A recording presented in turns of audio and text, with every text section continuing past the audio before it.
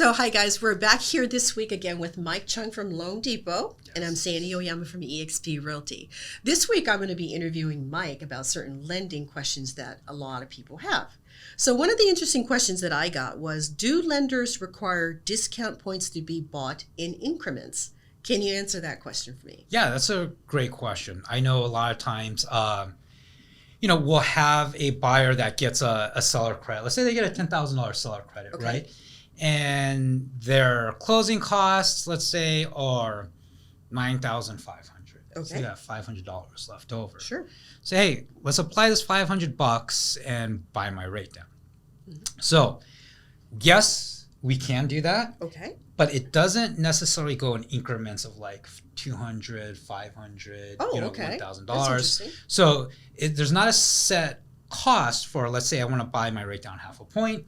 It's going to cost half a point to do that, or a quarter point. So it really depends on what the financial markets are doing that particular day. Okay. Especially what we like to keep track of is the bond market. That really impacts Okay. the pricing of rates, right? So let's say you have $500 left over in your seller credit. Sure. It may cost, $800 to buy down to rate an eighth of a point, right? Oh, okay. So you could apply the 500 and then come in with additional 300 out of, your own funds Right. and buy that down. But again, it just depends on each day and what the market. Some days, Got it. That day it might cost $800 to buy it down an eighth, but the following day it might cost that $500. So Gotcha. it doesn't really work in increments like that. I see. But something that you can do in that situation, which we have done, is, because we don't want to leave that credit that buyer has on the table, right? We want them to be able to maximize Of course. all of that benefit. So the best way a lot of times is, hey, let's apply it towards buying the rate down. You may have to come out of pocket with a little bit of money, or sometimes we can prepay like HOAs with that. Oh, that's a good idea too. If they have mortgage insurance, we can use what they have left over to put towards paying down some of their mortgage insurance up front. Okay. And it can lower their monthly mortgage insurance amount. So those are always options that we can look at. Okay. Yeah, I mean, I didn't even know some of those tricks. So that's really good to know, actually. So a lot of things that we can do, though, with that leftover seller credit, because we don't want to leave it there. Right. Okay. So what are other things that you get asked as a loan officer you think that people are asking right now?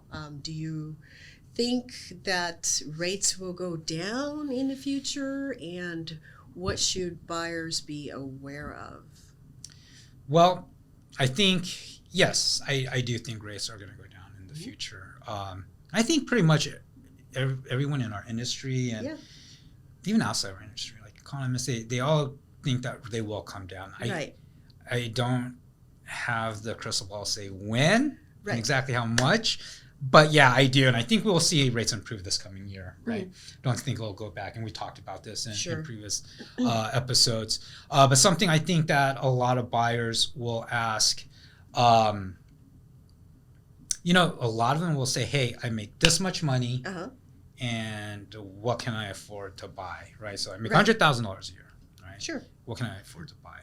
So, well, it really goes a little deeper than that, because there's other factors that we have to consider to figure out what your debt ratios are, what your score is, where your interest rate is going to be at, right? Right. So I think that's the biggest one. A lot of buyers are wanting the information, but they're a little, maybe like scared to take that initial step just to do the loan application, right? Because it can be intimidating. It is, yeah. So, I mean, divulging your financial information can be pretty embarrassing, or, Yeah, and I think a lot of people sometimes expect the worst, and they don't want that. That's true. A human.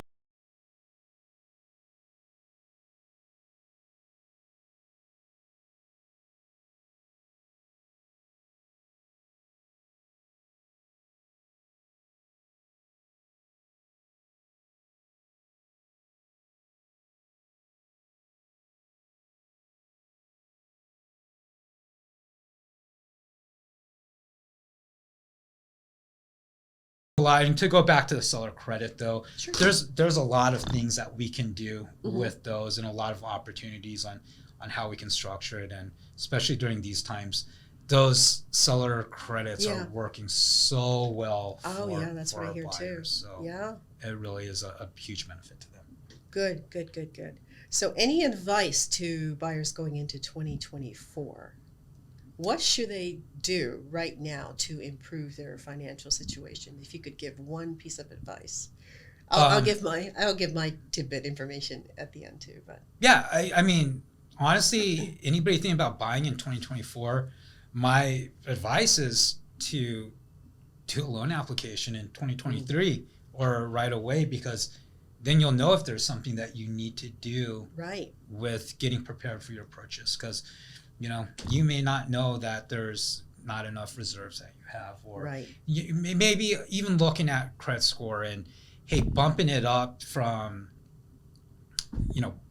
a 690 to a 700 or 720, or so on and so on, makes a big difference, right? Or going from a 719 to a 720 can make a difference in your interest rate. So there's little things that we can do to look at that and improve you, and improve your situation with purchasing. So that is my recommendation for if you're looking to buy in the future. Start now with finding out what you need to do. Yeah, I totally agree with that one. It's always better to know the situation that you're in right now than to get to that point where you actually find the house and, you know, you're kind of panicking because you're like, oh my gosh, you know, I haven't done this, or I could have done this. Sure. So, you know, if you have to start saving now. If you have to start doing something to improve your credit score, do it now. Yes, right? Great. Agree. Well, thank you so much, Mike. This has been really helpful. No, absolutely my pleasure. Thanks, Sandy. Thank you.